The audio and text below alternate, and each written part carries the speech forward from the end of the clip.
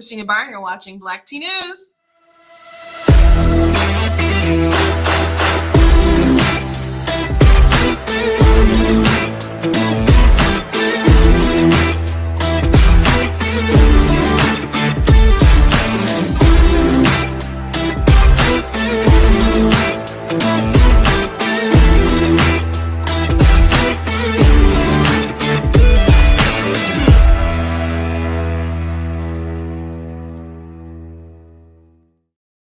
Hello. Welcome to Black Tea News. I'm your host, Christina Byron. I got a wild story. This Fetterman story, who's running for the Senate in Pennsylvania.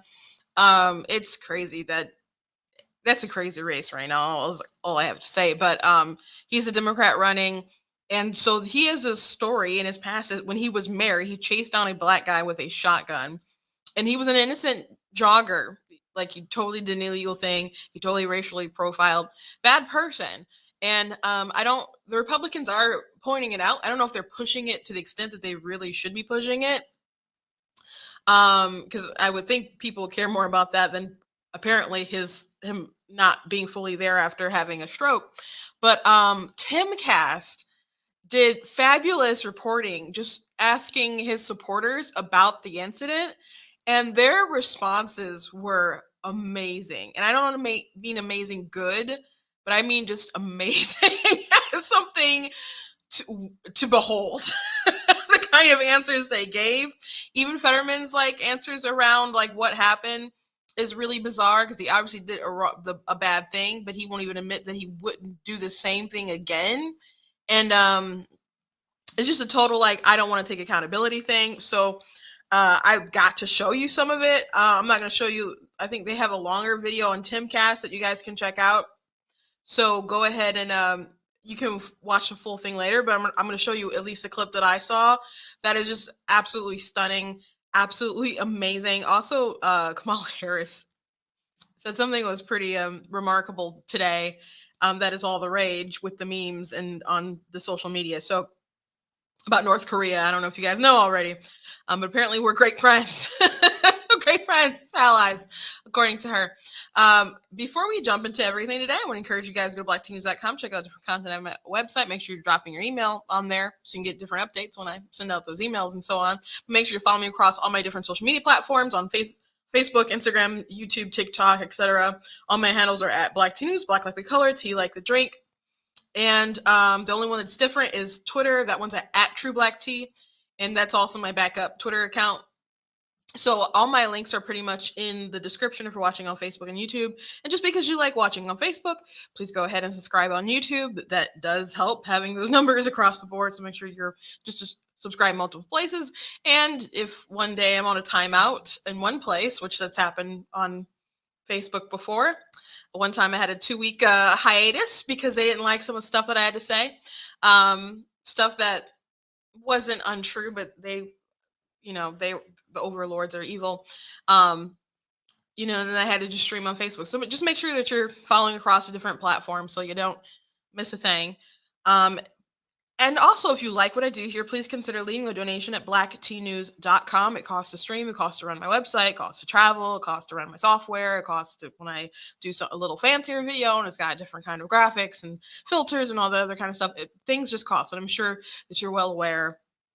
You're feeling stuff too, but if you can support, I very much appreciate it, whether it's a small gift, whether it's $10, $20, $50, $75, whatever you guys can do. It's very much appreciated on my end. As I, do what I can to inform folks, and we are truly in an information war, and that just, I know that, you guys know that, that's what I stress on here. It becomes more evident every single day, and I'm going to show you an example of that. I know you guys are probably sick of me talking about the Michigan ballot proposal 3, but it's it's a perfect example of what I'm talking about, so I'll address that at the end. But pretty crazy. But we have to fight, and I'm in the fight, and I appreciate people joining the fight. I appreciate people who've reached out to me and said, "Hey, encouraged me to reach out and talk more about these issues." That's one of the reasons why I do what I do, and I very much appreciate that. And if you want to help continue that on, I appreciate if you would donate at blacktnews.com and also support different merchandise that we have on the site. Um, like, or I'll just show one or two, like the Rowan Casey aborted stuff. And Life Wins. So you guys can get that at the Black Tea News. And also there's different mugs you guys can get there, different shirts. And I'm gonna have some pins there. I know people like pins. I do have a button maker, just gotta make them and put them on the site. I do all that myself too, running my site. I'm a one man woman show. But you can help expand Black Teen News. So go ahead and support. Also, I want to give a shout out to Brighter Michigan Pack. I'm in their studio today. If I say something today that triggers you, they don't care. I don't care. It does not work like that. But they like to uplift conservative voices, and I very much appreciate them, and they do great work. And let's go ahead and jump into the funny stuff today, which there well, Kamala Harris's thing is funny, and it's a story I guess all on its own, but I saw this thing last night that I thought was pretty remarkable, and the headline was really great. And they said this feels like something Michael Scott would do. So I guess in a classroom, one of these signs that said, "Dear Black students, in this class, your life matters. Dear Muslim students, you are not terrorists." Can you imagine? Can you imagine walking into the classroom and seeing these things? Dear LGBTQ plus students, your life is beautiful and allowed to expand past fake social rules. Dear female students, men cannot grab you. I think that's really like all these are pretty cringe, but I think that one is the one that would be super Michael Scott. I think right there. Then you got Dear Latino, and I think there's an X in parentheses, or maybe it's an A. I'm not sure. Kind of smaller. You are not rapists or drug dealers. I guess that's a reference to Trump's statement, which he didn't say all Latinos or Mexican, whoever were rapists and drug dealers. He said they were bringing, rapists and drugs and stuff over here, which we have a very bad fentanyl problem, and they get all kinds of drugs that come across the border.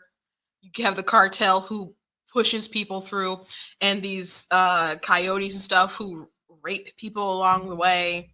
That story that everyone was talking about in Ohio with the 10-year-old who was raped, but the story just went away.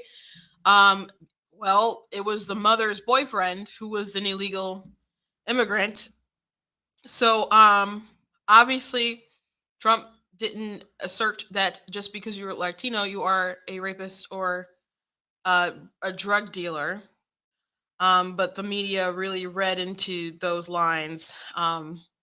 Anyway, and the last one, dear undocumented students, in this class, there are no walls, which people in the comments beg the question, what's holding up the signs if there are no walls? How are the signs there? Like, they're not outside. There's got to be walls, right? So there are some walls there. That is so cringe. And then one of my a Korean American content creator that I follow on TikTok and not Facebook, but Twitter, I saw he wrote in the comments, he's like, did you notice they did not include Asians? It's like, what does that say? Everybody wants to forget about the Asians because or maybe they recall the Asians and they're like, nah, they're not really marginalized because they're doing too well. They're like white adjacent, so we can't like uphold them on the hierarchy. So what under like cis white men, is it like Asians? is that where we're at now? Is that why they were unworthy of this cringe sign right here? Gosh, that again, but the commenter is correct. That does really seem like something Michael Scott might have in a meeting room. Maybe this episode would take place after Diversity Day or something, but hilarious. The cringe is bad, but the laughs are good. Speaking of another laugh, my sister was like, is this real? I'm like, what? She's like, did Kamala say this? So the United States shares a very important relationship, which is an alliance with the Republic of North Korea. And it is an alliance that is strong and enduring. So people were like, what? So Daily Wire had quite a few memes that they put out. I only grabbed one. There's good memes to go around. I haven't seen any that Don Jr. had, but this one, and I didn't look on grand old memes yet, but my sister was laughing on Twitter, and not Twitter, Instagram, so she started showing me a few, and I was like, send me that. So Daily Wire gets the shout out today with Star Wars, template there. Like, we have a strong alliance with Korea. You mean South Korea, right? And then the face. You mean South Korea, right? Funny stuff. That's about all I got to say about Kamala Harris, really. She's it seems like she only goes out in the world and her sole purpose is to make the case why Joe Biden can't ever die until his term is over. I feel like that's her purpose. To just keep showcasing why she would be a not good president either, how she's unlikable, how she's not very wise, not very charismatic, which is interesting because when people get like, she go viral for these little sound bites they might have, when they're doing different confirmation hearings or whatever, and she'd have strategic things to say. Example, I guess, would be like when she's on the debate stage and had that girl was me talking about the busing issue. So she'd have like a prepared thing that she would do, but I've never been impressed with Kamala Harris. I've never liked her. She's like my least favorite person out of all the Democrats who ran. She was my absolute least favorite out of, I don't know how many were there who ran, like 12 people. I don't know. I don't remember the number, but she was the most, I don't know, fake, cynical. Very, very bottom. And she always got on my nerves. I can pinpoint when I was like, she's trash. People don't like when I say trash, but it is what it is. During the Kavanaugh hearing, and she was like, Democrat women were having a press conference, and she was like, "Oh, I believe her," talking about Blasey Ford, and I'm like, "You didn't hear either of their testimonies yet? How?" I'm like, "Aren't you like a lawyer and like prosecutor and stuff, and you're just taking someone's side without hearing the evidence? That kind of sounds like you're trash." So I mean, there is other reasons, but that I'm just like, what is with this lady? And then I remember when she was, during that time, she did question Kavanaugh. She's like, "Do you believe Anita Hill?" And I'm just like, no one believed Anita Hill after she testified. The public opinion was believed him. And as a matter of fact, that they only had to go through that mess. Like, the FBI checked out the story at first, actually knocked on Clarence Thomas's door and was like, "Do you remember Anita Hill?" And then they talked to him and they didn't really find anything. But once you talk to the FBI, you find out that folks are investigating stuff and there's allegations, and that gets out in the media, and then it becomes a big thing. And then the whole hearing had to happen or whatever. And of course, that was awful for him. But when Anita Hill testified, my parents weren't even Republican then, but they didn't think the story made any sense. So her bringing that back and people pretending just for Me Too's sake that Anita Hill's testimony made sense and Clarence Thomas is some kind of rapist because he said, or sexual assaulter because there's some pubic hairs on a Coke can or something, which he didn't say according to him, but it just didn't make any sense. There were lots of things about it that didn't make any sense. You should watch this documentary, by the way, on Daily Wire. It's very good. Very good. But I just don't like her. And she I don't know if people were like, if she thought that she would get the push and this would be the momentum for her to be the president after, and he was like, look, I'm going to do this for 4 years and then you're going to be like the person that they're going to push.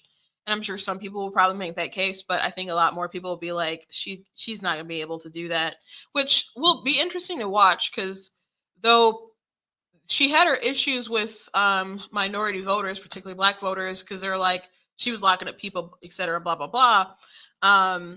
Once she was the VP, they're like, ooh, chucks and pearls, So I don't know how I don't know if they'll be glad that she's gone or will not be the person, or I don't know if they'll feel slighted. It'll be very interesting to watch, but I think they know that she can't carry that nomination.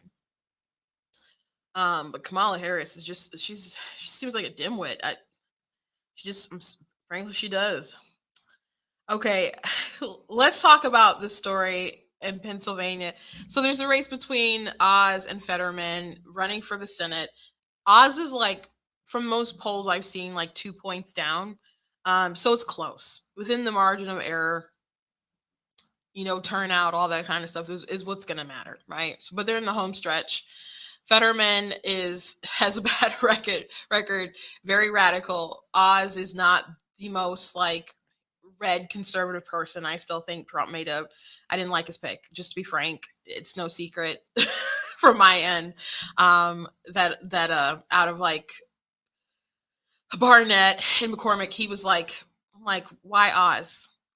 And I didn't like how people did everything to uplift him and even attacked Kathy. It rubbed me the wrong way, but it is what it is. Oz is the candidate. And Fetterman's someone who's like, yeah, we can release all these prisoners and we won't be less safe. And he wants to legalize all the drugs, I guess. And he's just really, really radical. Really, really radical. And he'll go to, of course, the Senate and rubber stamp whatever the Democrat agenda is. So if you're out there in Pennsylvania and you don't want to vote for Oz, just vote for Oz for now. This is what I would tell you. But Fetterman used to be the mayor of a city, and he chased down a Black guy with a shotgun, and apparently he was an innocent jogger. And some of his voters, I guess, have heard about it. Some of them have not. And people were making all kinds of excuses. So major kudos to Timcast, because this is a fascinating story. I'm just going to show you this clip of it. There is more. You guys can go easily find Timcast on YouTube, but it is well worth watching. But at first, I'm going to show you the news report from way back when, so you know what's going on. I believe I did the right thing, but I may have broken the law during the course of it, and I'm certainly not above the law. Yeah, new at 6 tonight, the mayor of Braddock admits to pulling a shotgun after chasing a man he suspected of firing a gun near his home. And it turns out that man was just an innocent jogger. Okay, so I was talking to someone on Twitter about this, and they're like, because I had mentioned, I retweeted the video I'm going to show you from Timcast, and then they're like, what? I didn't hear about that. I'm like, oh yeah, you can find it on Twitter. So they researched it, maybe found that same video or found a larger clip, and they're like, he straight up profiled that man. And then they said Fetterman is a reason, because then they said that they have dogs, and when they leave to go somewhere, he has a friend who's a big Black guy to come over in his neighborhood and watch his dogs. And he said Fetterman is the reason why he tells his neighbors, some of his neighbors, hey, just so you know, I'm going to be gone and there's going to be a friend of mine watching my dogs or something, because you don't want there to be a situation which, people are suspicious when they see people they don't recognize in their neighborhoods or whatever. I get that, but to chase them with a shotgun. Fetterman's that kind of guy. So he was asked about this. And there's just really not much accountability here. Looking back at what happened, did you make a mistake that day? It's not something that an incident that I would ever want to repeat because it was a jarring experience. But at the end of the day, I'm proud of the record that I've accrued as mayor. And would you do the same thing? Today? Well, it's impossible to say, given that it was over 9 years ago. And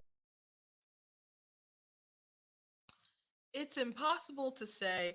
I love how he said, I don't want to relive that because it was a jarring experience. For who? The black guy that you chased, or for you because you were scared of the black guy and you racially profiled him and then chased him with a gun?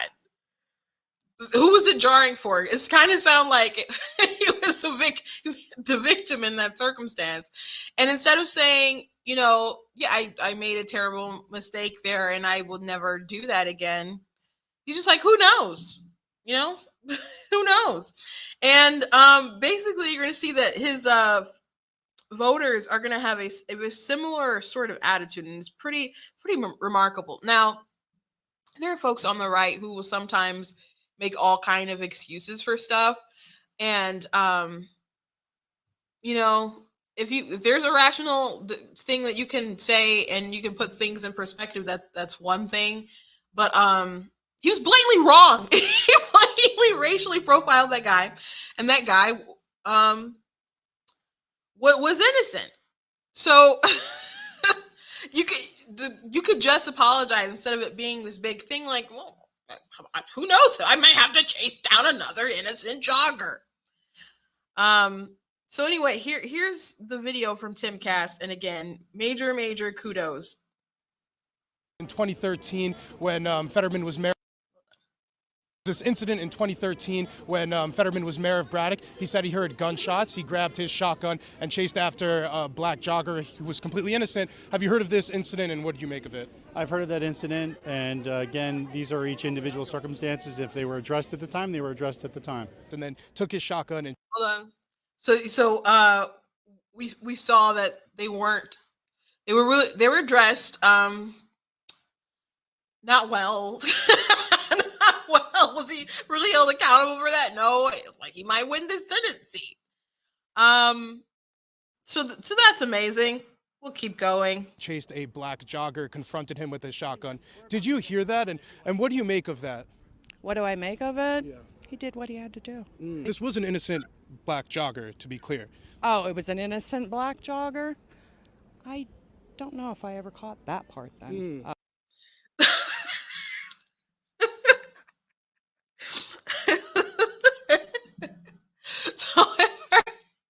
So at first,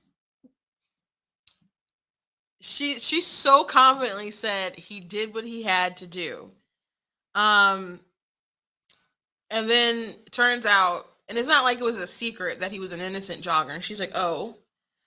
But Fetterman, I don't understand you have the attitude like, well, he did what he had to do, knowing that Fetterman wants to release prisoners. So are you not a bleeding heart person for the victims of life circumstances in the hood and whatever, and they came to a life of crime, but life would be better if they could find their opportunities back out on the streets, trying to, make it as some pizza chef or some, instead of being locked up, doing their time or whatever, he wants to release people. So if that's the person you're going to support, how can you still hold this idea in your head like, he did what he had to do when he chased down that black guy with a shotgun? But her whole demeanor changed. Let's keep watching her. Have you heard of this incident, and did it give you any pause in your support for him? You know what? I haven't heard of that incident, but again, every situation has its circumstances, so I wouldn't hold that against him. We're on the heels of a racial reckoning in our country. Any concerns of a guy chasing an innocent black man with a shotgun on the street? No. Absolutely not at all. Did you hear about this incident, and what do you make of it? I haven't heard about it. I have seen the commercial ads for it, but I think that the Republicans will definitely capitalize on any little thing that they can and blow it out of proportion like they normally do and provide false information. So just because your enemy says something correct doesn't mean that it's wrong. And I wouldn't say that's a little thing. Not at all. If a Republican, if it was Oz who had done this, people will be flipping out about it. people be flipping out about it. Absolutely be flipping out about it. He himself in an interview said that he did do this and probably should have faced some sort of prosecution. Do you have any reservations voting for a person who went through this? Absolutely not. I'm gonna look that up because I'd never heard that. Absolutely. That he went after an innocent jogger. Absolutely. That's Please do. not Would something John's. like that make you reconsider supporting Fetterman? I don't believe it. Okay. Well, please. I don't believe it personally, and there's always circumstances. I don't believe that man would do something like that. Well, I'm glad that the outcome wasn't fatal, and as a person that is witnessing something, I think you should react. So I'm glad he checked on it, and I'm glad he didn't take it into his hands to try to do a citizen's arrest or shoot this person. Yeah, so I'm sure he corrected her, but yeah, that's the end of the clip that I have here that I want to show you guys. The rest is at Timcast on their Facebook page. I would definitely check out the rest, but this lady here, remember, she was so confident, like he did what he had to do, and then he gave him some more facts. So many people will react to things not knowing the facts of the matter, and be so confident. And sometimes you think you know the information, and you can spout it confidently, and someone can correct you, and you can just be like, but I'm not saying that here. She was so confident, and then her whole demeanor changed, and now she's just flat out refusing to believe it all in itself.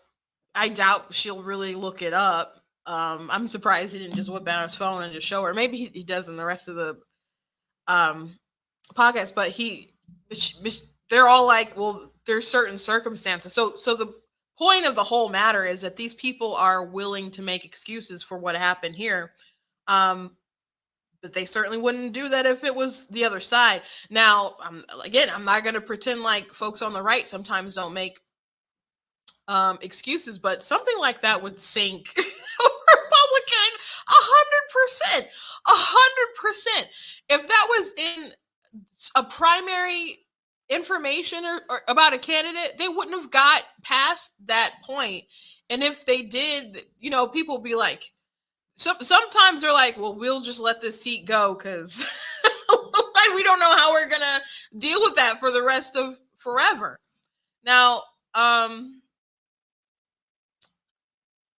it's pretty bad, and it's not like Oz is so extreme to the right.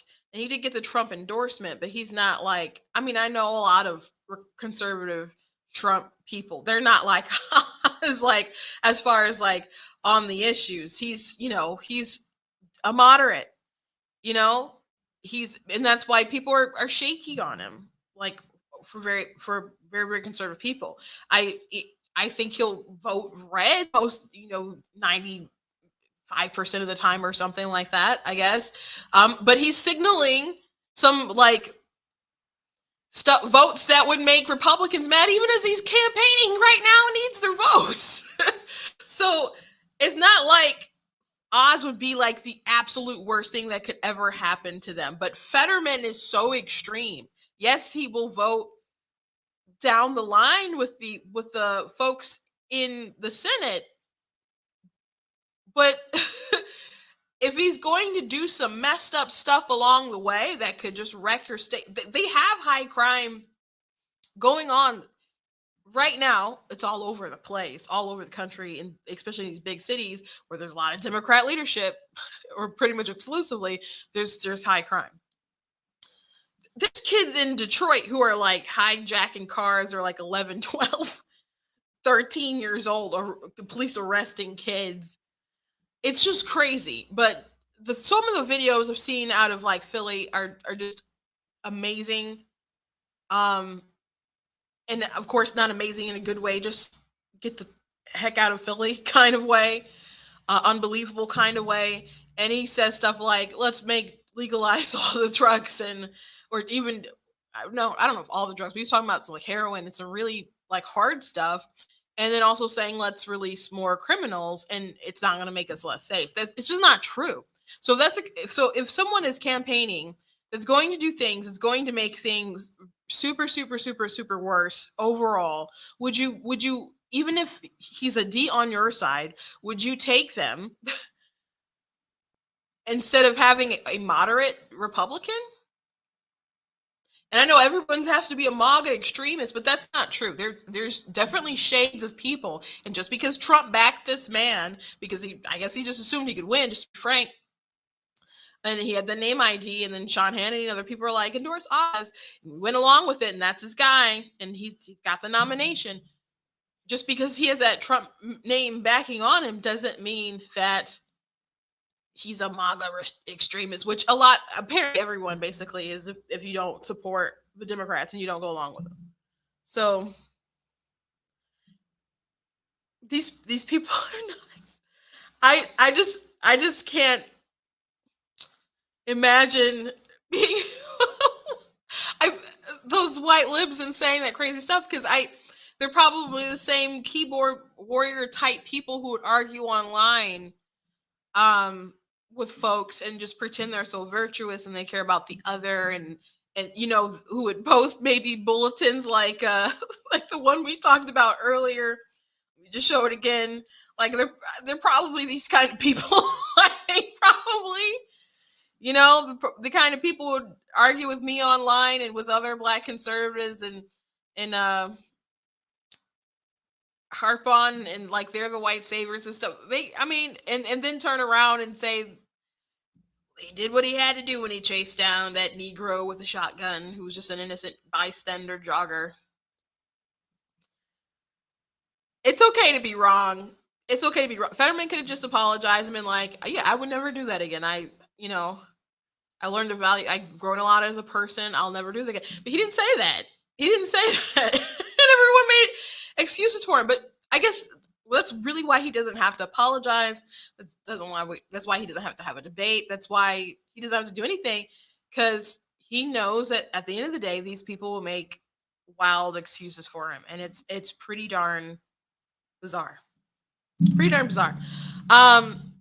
Speaking of the evils of politics, I saw something today that was really gross in my opinion. You guys know that I've been talking about Michigan's Proposal 3, which gives the right for individuals to have reproductive freedom, which include things like abortions and other things, but abortion and sterilization are like the top two things that people are talking about.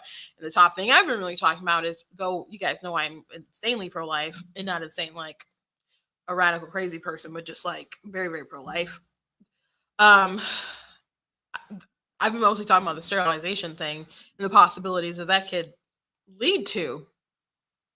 So, mostly because the word individual isn't defined, and in the Constitution, it's a constitutional amendment, so it would include everybody. So everyone would have the right, including children, to be sterilized. And there's nothing in the actual amendment that says, well, they can't, that a minor would be able to do it unless they had some kind of parental consent or something. So the Constitution is going to be more important than the state laws and stuff. So some people have tried to push back and say like, oh, it's not going to automatically strike down all the stuff. Like I talked yesterday about someone who's like, well, these laws would have to be challenged. I'm just like, okay. I'm sure they wrote it this way, and they'll have cases that will challenge those laws. If they have a left-leaning court right now, the Michigan Supreme Court, they will probably be able to get, if they get more judges in that are lefties, and our attorney general is a nutbag. So and it's possible that we could lose Republican control. So if you have all these left people in line making these decisions regarding these laws, why is it so insane to think that if the Michigan Constitution says that every individual has the right to do all this stuff, then why do you think these state laws that are on the books now prior to the amendment wouldn't be nullified in some kind of way? especially when, and they say, well, it has to have a compelling state interest, but there's like three particular things that you need to have to have be a compelling state interest or not overlap or something. And let me just pull that up right now so I can just tell you. A compelling state interest is defined as containing these three requirements: limited purpose of protecting the health of an individual. So what is health is a question like, is it mental health? Is it emotional health?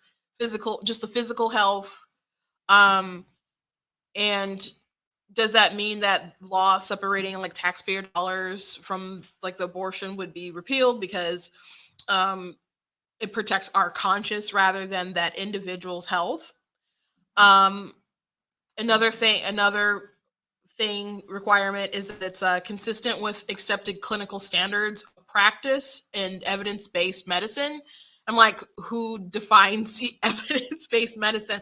I mean, when you have folks like Stacey Abrams are like, a heartbeat is a manufactured sound, and then you got fact checkers trying to run around in circles trying to be like, well, technically, it's like, no, sonograms are not manufacturing sounds when you hear heartbeats for some kind of grand conspiracy. She said for men to control your bodies. Like, no, there's not men in the back room twirling their mustaches, convincing women that they're hearing the sounds of heartbeats and there's not actually a heartbeat. Of course it's a heartbeat. But they keep trying to shift stuff and change stuff. Planned Parenthood keeps self-editing their website. People keep insisting all sort of crazy things are tied to abortion and conflating all kinds of stuff. It's just bizarre.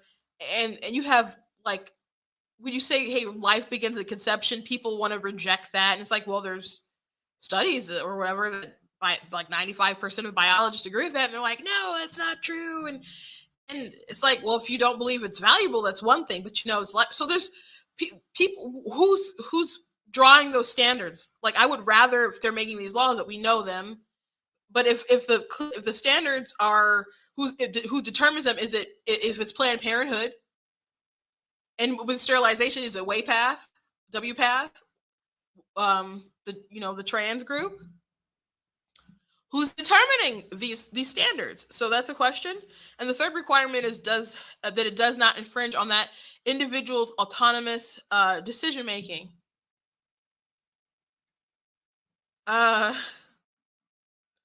So if I don't know, if there's a 15-year-old or something and they want an abortion, their parent says that they can't get one, and you can go to a judge to try to supersede them or whatever. But let's say the judge is like, no, you don't think that Planned Parenthood, the ACLU, wouldn't take the stuff to court to get, if the parental law still stands after this passes, you don't think they would go to court to get it struck down?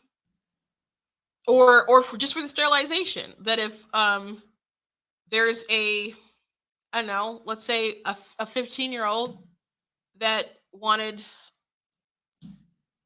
to get surgery, or a 13-year-old, Chloe Cole, was on Lupron when she was 13. She got her breast removed at 15. So let's say there's a person who wants that and the parents don't want that. You're telling me ACLU and Planned Parenthood's not, or somebody's trans group isn't going to go to court and try to get that struck down? You're lying to me if you say that. You're absolutely lying to me. You think the ACLU will put like a bet on it? Like 100 million or something crazy like that? Apparently they might have it to blow, so might make the deal, knowing that they're lying. I just don't trust these people. So anyway, I read what's actually on the ballot. So I've read the petition, what they've signed, and that's what I've been going off of. That's what I've been telling people. But what's actually on the ballot is super vague compared to everything else. So a proposal to amend the state constitution to establish a new individual right to reproductive freedom, including a right to make all decisions about pregnancy and abortion allow states to regulate abortion in some cases and forbid prosecution of individuals exercising established right. So to most people who aren't super pro-life, that probably doesn't sound awful. So let's keep going on. This proposed constitutional amendment would establish new individual rights to reproductive freedom, including a right to make and carry out all decisions about pregnancy, such as prenatal care, childbirth, postpartum care, contraception, sterilization, abortion, miscarriage management, and infertility. So the whole discussion about is an individual a child, is an individual, which in the petition it doesn't state that an individual is an adult, so it's everybody would get this right. If you read this petition, I don't know how that would ever cross your mind. And I think people probably, I don't think a lot of people who signed it, if any, actually read it. But it could still go over their heads regardless. But if you read this, I don't know why it would cross your mind. I don't think there would be a red flag going, well, this doesn't mean without parental consent. But like that would be a question. I don't think it would be. So that's troubling. The next thing says allow state to regulate abortion after fetal viability, but not prohibit if medically needed to protect a patient's life or physical or mental health. So people understand fetal viability normally be about 24 weeks, which a baby's so developed to 24 weeks, it'd be like barbaric. And even like articles stating like lawyers jargon back and forth about this, the articles will go to, well, it's very rare when people have abortions at that point, and people have it because of medical reasons. No, different studies show that women will have abortions in late terms for reasons that are similar to women who have an earlier abortions. And I keep going back to like Kermit Gosnell. Like Kermit Gosnell aborted a lot of he would induce babies and he would snip their spine. And he got convicted for maybe like 5-6 murders. And but his staff were like, no, we did that like hundreds or thousands of times. And I'm just like, all these women who had induced like late term babies weren't going to Gosnell because they had medical issues. That's not the place you would go if your blood pressure was through the roof and you were having a high risk pregnancy and you needed the baby just to get out of you. Because when you have like a late term abortion, like it takes time to prepare the cervix and stuff. That's why he probably just induced, because it was faster. So if you're having a late term, if you're late in your pregnancy and it's really, really dangerous, they would induce to save your life because that's faster normally. So a lot of propaganda, granted, most abortions take place earlier in the pregnancy. I'll give you that. But it's still barbaric that thousands of babies die that way.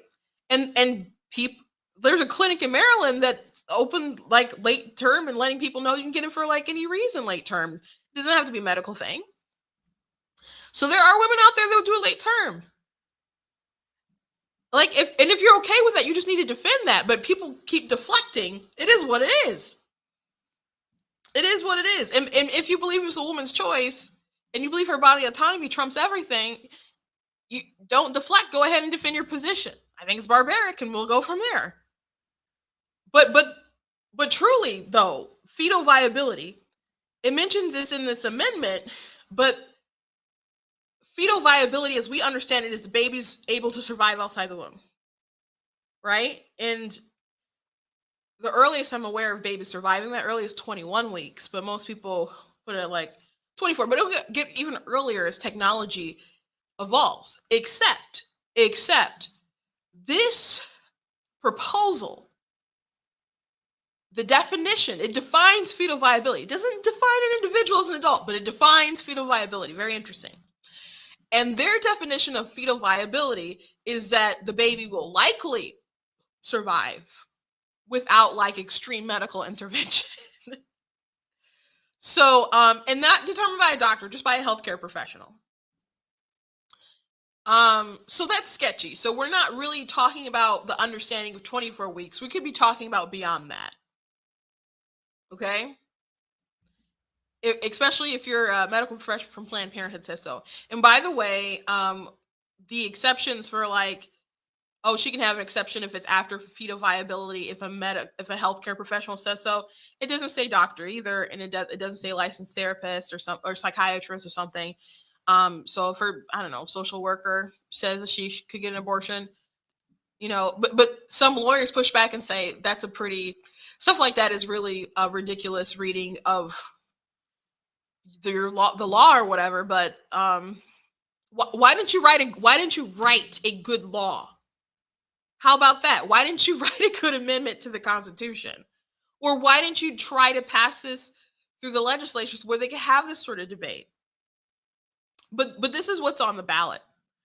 And so the next one, forbid state discrimination and enforcement of the right, prohibit prosecution of an individual or a person helping a pregnant individual for exercising rights established by this amendment. So if someone helps, I don't know, your child obtain an abortion or something, they wouldn't be punished. So back to that example of the 15-year-old where I gave and I'm assuming she's having consensual sex. Teenagers have consensual sex at 15. They do. And they get pregnant, and let's say the parent doesn't want them to have an abortion. And mom says no, dad's out of the picture, whatever. So they tell their neighbor about it, best friend or something, and the mom, procures for her some abortion pills. Do you and let's say the state tries to prosecute that woman. Do you think Planned Parenthood and stuff aren't gonna challenge that law? They're gonna be like, no, the Constitution says that you can't prosecute this woman. That's what they're gonna say. So pretending that all the other laws and only the 1931 ban is gonna get struck down, don't be ridiculous. Don't be ridiculous in the least bit. And the last thing that it says is it says invalidate state laws conflicting with this amendment. So the lawyer, I just read an article that the lawyer for the proposition claimed that the only one that would be nullified, I guess automatically, would be the 1931 bill, and all the other bills would be that would be through the state legislature and would debate that in prosecutors and Supreme Court, etc. That would go through all legal stuff, which I'm sure is the point. I'm sure the point. Roe v. Wade. The person who was there, Roe. She lied about being raped, and they went through the whole process with her story. She didn't even have an abortion. She had her baby. And to push Roe v. Wade to get this case there, people do things to get laws turned over. It's not new. So people pretending like this other stuff won't be struck down when they obviously have malicious intent and malicious plans. Because otherwise you'd make something clear cut. Why not just have a straight normal abortion? But why have the sterilization thing, and why not define an individual as an adult? Why not have the parental stuff in there? Because they don't want it in there. They don't want it in there. Especially, Planned Parenthood is in the business of puberty, of hormones and stuff. You don't think as these money makers now with the kids and the transgenderism and stuff, how much money that makes, that's not their new thing? Big pharma. That's what, you guys know that I hate abortion, but I'm just there's that whole red flag in here too. But that's the amendment. So the proposal. So this is what people will actually read on the ballot, and they'll be unaware of, everything that it says. And I don't know how much access, because there are people trying to criticize me about the video I did the other day, and I'm like, did you even read it? And people hadn't read it. So I'm just at least read it before you come at me. And you can not like my interpretation of it, and someone challenged me. I'm like, okay, well, tell me where the bill said. Not the bill, the proposed amendment says such and such, and they don't have anything. And they're like, well, the laws wouldn't just be overturned; they would need to be challenged. I'm like, yeah, and I know you guys want to challenge it. Like, it's not rocket science. It's not rocket science. But the lawyer said the only law that would be like automatically like nullified would be the 1931 ban, but this says invalidate state laws conflicting with this amendment. That's what it says. It's not singular, it's plural. So there you have it. And I think as it's read, unless you're very in tune with the life issue, I think a lot of people would probably go ahead and vote yes.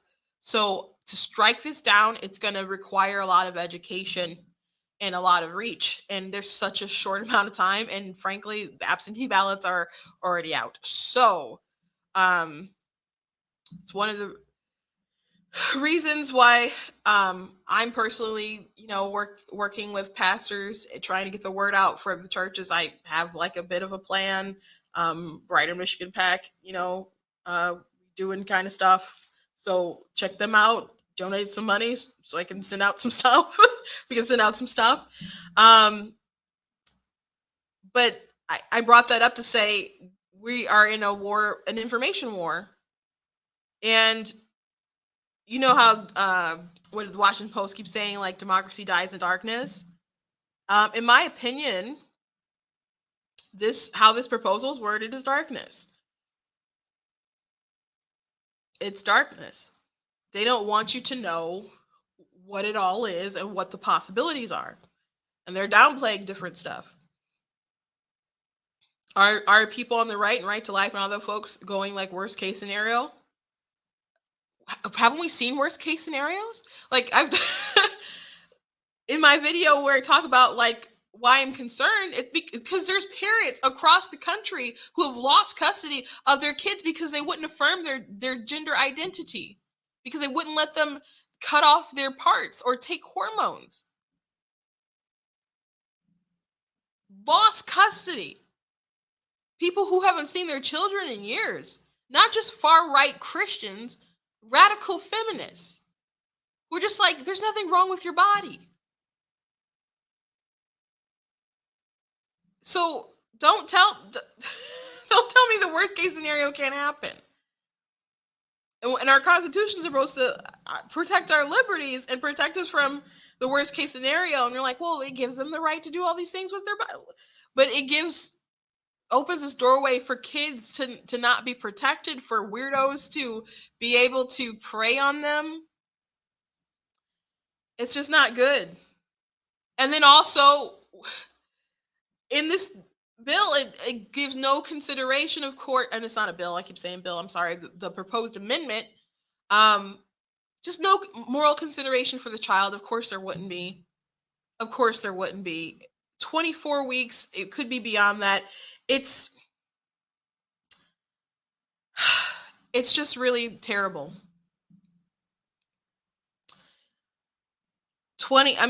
That is a very developed baby. And again, women don't just have late-term abortions because of medical issues. I had a friend, I had her on the show one time. She had a pretty, it wasn't like third trimester, but it was in the second. It technically, I guess, a later term abortion. It was a 2-day procedure.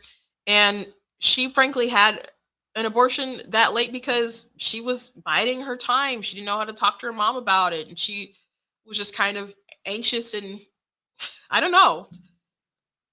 Didn't know how to explain it. Was scared. And ultimately, when she told her mom was upset about it, but she was like, okay, well, it's still gonna be your choice. And so the reason why she had an abortion, she was with a guy who cared nothing for her, but she didn't know better at the time. She was in love with him, or she thought she was. But she was in high school and she wanted a clean slate. Those are her words. And it wasn't a clean slate. As a matter of fact, she had a very horrific abortion. She had a very horrific abortion. So, and as a matter of fact, you still mentioned it. Her stomach was kind of start doing flips.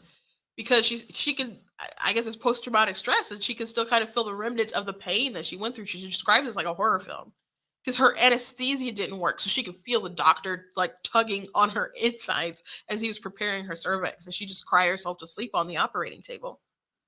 So